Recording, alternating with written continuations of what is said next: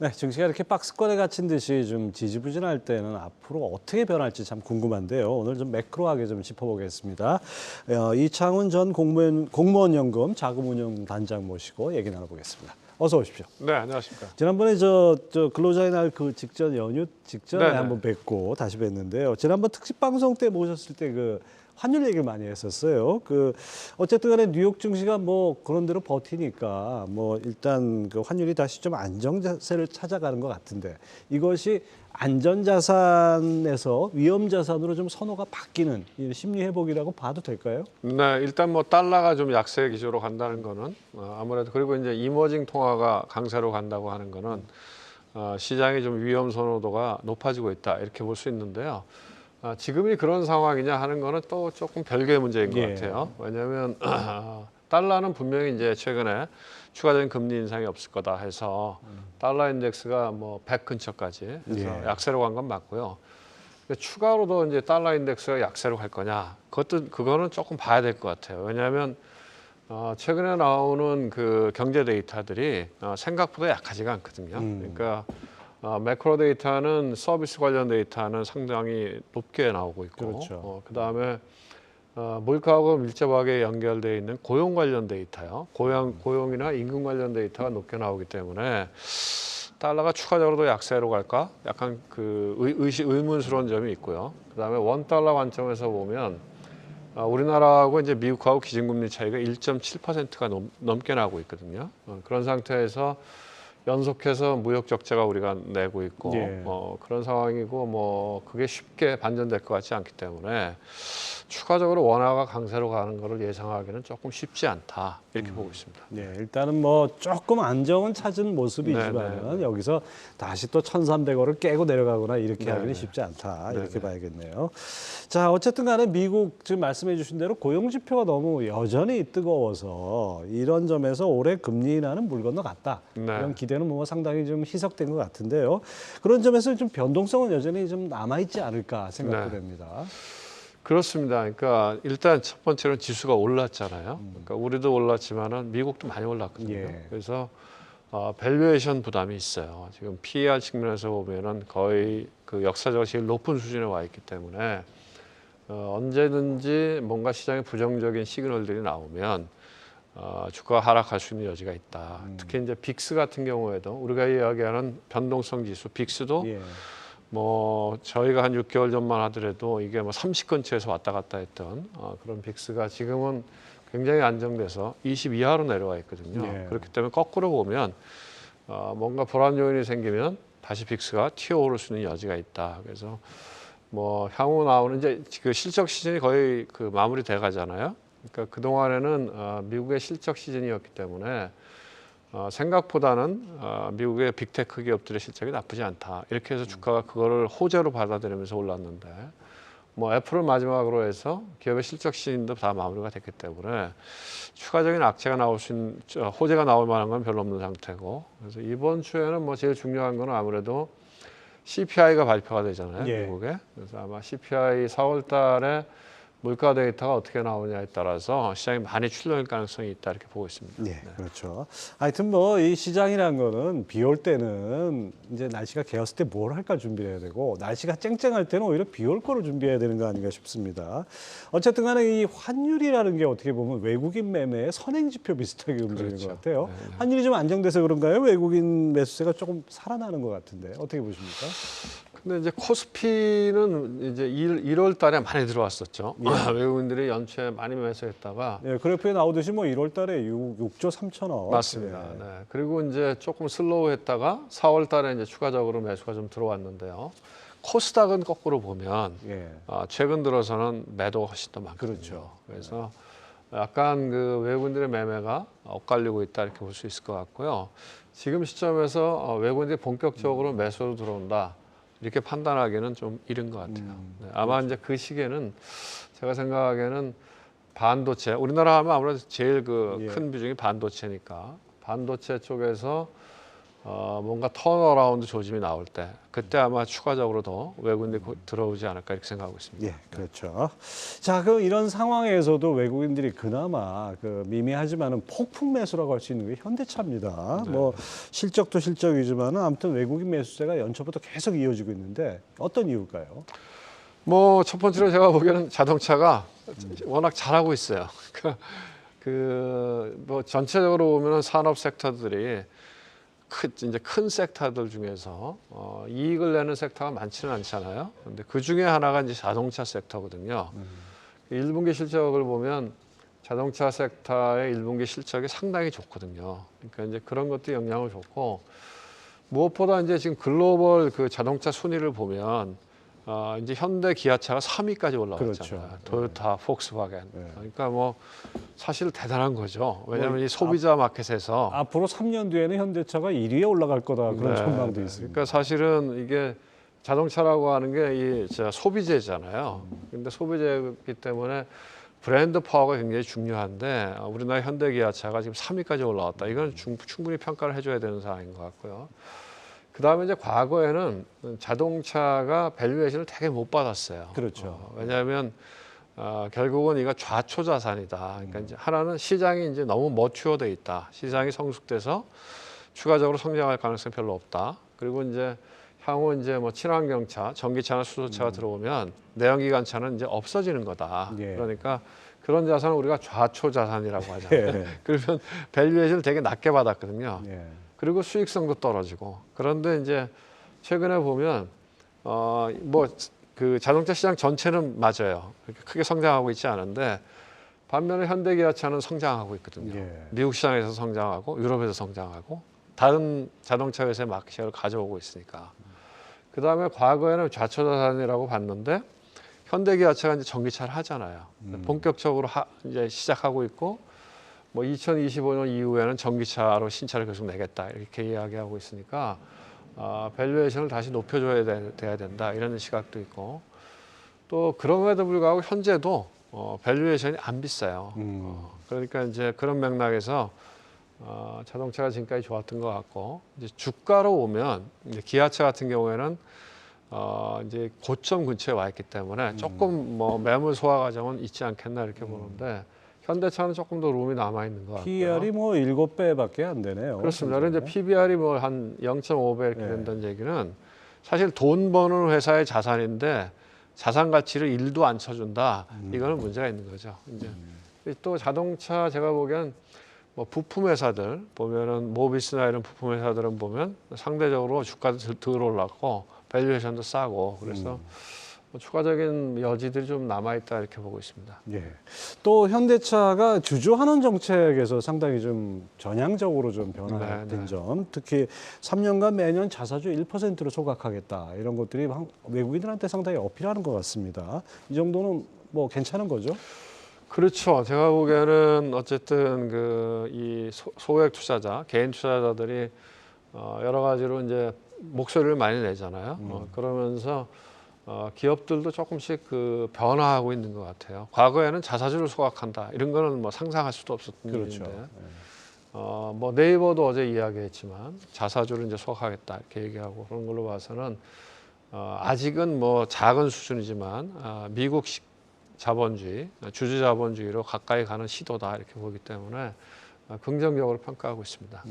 오늘 아침에 어디 기사 보니까 뭐 테슬라보다 더 돈 잘 버는 회사가 기아다 뭐 이런 얘기도 나왔어요. 영업이익률이 높다. 네. 기아의 영업이익률이 테슬라하고 비슷비슷하죠. 예. 사실은 왜냐하면 대부분의 자동차 회사의 영업이익률이 낮아요. 예. 예외적인 회사들이 예를 들면 비싼 차를 만드는 회사들 있죠. 람보르기니나 뭐 이런 그렇죠. 아주 비싼 차를 만드는 그런 회사들 아니면 테슬라와 같은 전기차 회사들 이런 데 국한돼서 영업이익률이 두 자릿수가 넘었었는데 이제 기아차 같은 경우 영업이익률이 두 자릿수가 넘으니까 상당히 선전하고 있는 거죠. 그리고 현대차 같은 경우에도 에쿠스 같은 하이 브랜드가 이익을 많이 내주니까 이제 그런 면에서 뭐 다시 봐야 되는 부분이 있다 이렇게 보고 있습니다. 예, 그렇죠.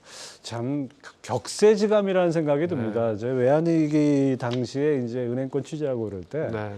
현대차는 그때 세계에서 10위 정도 했던 것 같아요. 그래서 세계 자동차 회사는 5개밖에 못 살아남는데 10위가 어디 명함을 들이미냐. 현대차 망할 거다 이런 얘기를 했었는데 정말 지금 보면은 그럼요. 왜냐 2008년 금융위기가 왔을 때 기아차 망한다 그랬어요. 예. 그래서 그때 기아차 전환사채 발행을 많이 했었는데 워크아웃 들어간다는 얘기도 있었고 그 당시에 기아차의 전환사채를 샀던 사람들은 돈을 많이 벌었죠. 그렇죠. 근데 사실 자동차라는 게 경기에 민감하지 않습니까? 소득이 이거 상당히 맞습니다. 큰 돈이 들어가니까 소득이 어느 정도 이렇게 그 늘어난다는 좀 기대가 있어야 이거 사고하는 건데 근데 지금 경기 침체라고 하잖아요. 그렇다 그러면 현대차 질주가 상대적으로 경기 침체가 좀 얕은 거 아니냐 뭐 이런 기대를 할 수 있을까요? 저는 이제 현대 기아차의 전략이 좋았다고 보는데요. 왜냐하면 전체적인 자동차 판매 대수가 늘어난 건 아니에요.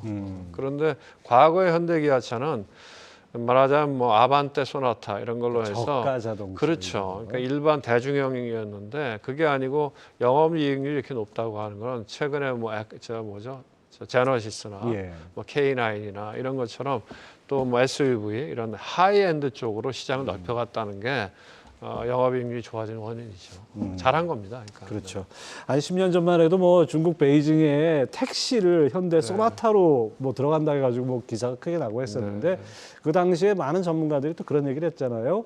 택시로 들어가는 거는 상대적으로 이제 중저가 이미지를 딱 붙이는 거다. 그래서 그렇게 장기적으로 좋지 않다. 근데 이제는 뭐 고가 브랜드로 에코스가 제네시스가 거의 뭐 이제 그렇죠. 반일에 올라왔으니까 그런 거네요. 자, 이 현재 시장에서 투자 전략은 어떻게 잡아야 될까요? 전반적인 투자 전략은? 이제 일단은 뭐 이렇게 지수가 막 올라가는 그동안에 코스닥 같은 경우 특히 이제 뭐 2차 전지나 이런 걸 뭐 필두로 해서 쉬지 않고 올라왔잖아요. 이제 그런 거는 조금 숨고르기에 들어간 것 같습니다. 그래서 조금 이 투자자 입장에서는 좀 조심해야 될 부분들은 조심하고 넘어가야 될 것 같고요.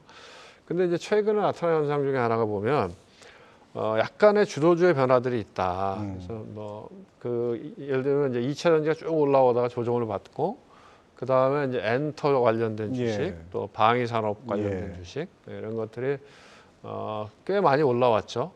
근데 이제 기저에는 뭐가 있냐면 결국은 이익이 좋아지고 산업이 성장하는 섹터가 주가가 올라오더라. 그렇죠. 그런 거고 어제 같은 경우에도 보면은 이제 네이버나 SK이노베이션 주가가 좋았는데 예를 들면 네이버 같은 경우에도 굉장히 주가가 오랜 기간 동안 조정을 받았잖아요. 그래서 못 올라오고 있었는데 1분기 실적을 발표하고 나서 보니까 뭐 미국에 인수했던 포시마크나 여러 가지 측면에서 생각보다 좋더라. 그런 것들.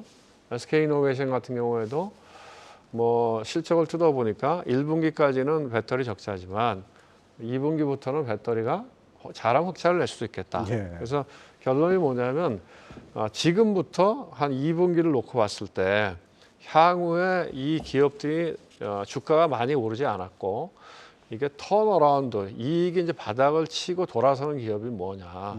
그런 기업들의 주가가 지금 뭐 계속 올라간 주가보다는 더 좋지 않을까 이렇게 보고 있습니다. 지수는 뭐 횡보하는 것 같지만 그 안에 아주 정중동이 엄청나게 일어나고 있다. 이렇게 봐야 될 것 같고 결국 실적이 말한다 이 얘기네요. 자, 단장님 모신 김에 최근에 이 증권가의 독보섯이라고 할 수 있는 이 SG증권발 주가 조작 사태 이거에 대해서 많은 분들이 실망하고 분노감을 느끼셨을 것 같은데 오랫동안 이 업계에 몸담아 오신 분으로서 어떻게 느끼셨습니까? 첫 번째 이건 SG증권발이 아니죠. 제가 보기에는.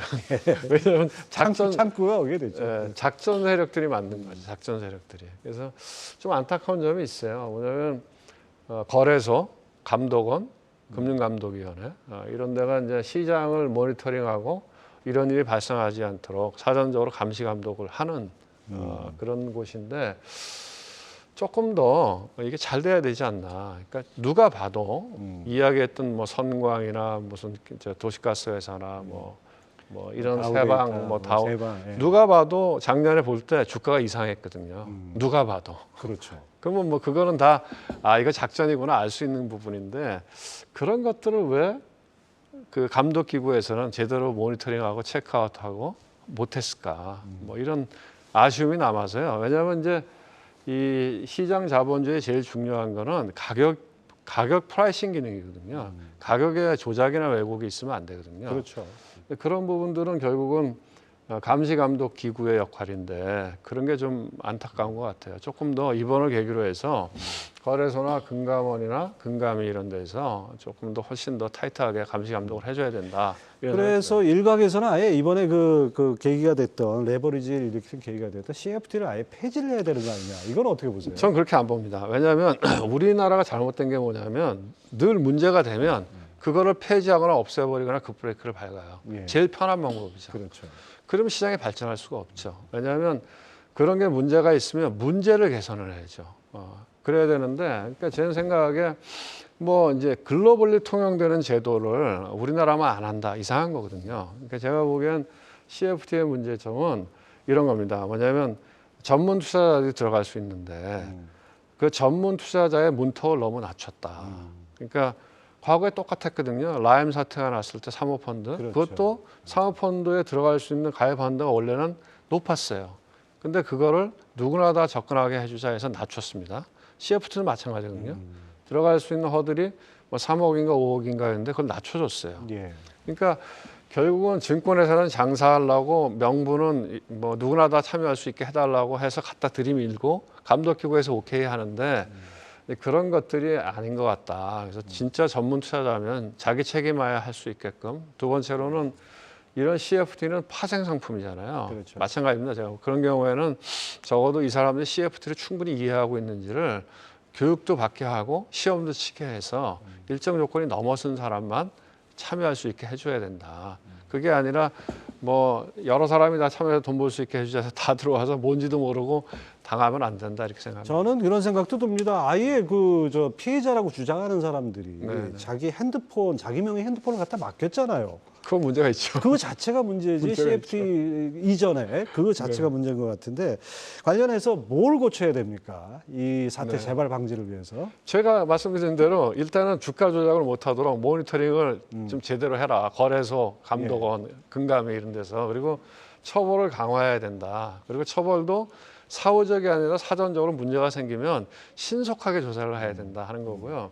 이런 CFT 제도 관련돼서는 여기는 정말 들어올 사람이 와야 된다. 그러면 일단 문턱을 높여야 된다. 그래서 가입 들어가도 돈을 다 나셔도 될 정도의 금액이 돈이 많은 사람 들어올 수 있게끔 금액 한도는 높이고 예. 또 하나는 여기 들어오려면 일정 기간 뭐 온라인이 됐든 뭐가 됐든 파생 교육을 받고 시험 봐서 일정 점수 아니 왜냐하면요 저희가 이게 한 번이 아니거든요. 시장 내에서 ELW부터 해서 수없이 당했거든요. 그렇죠. 그래서 예. 제 기억으로는 한 10년 전쯤에 파생 상품 거래를 무지하게 강화해서 그때는 진짜 불편하게 만들었어요.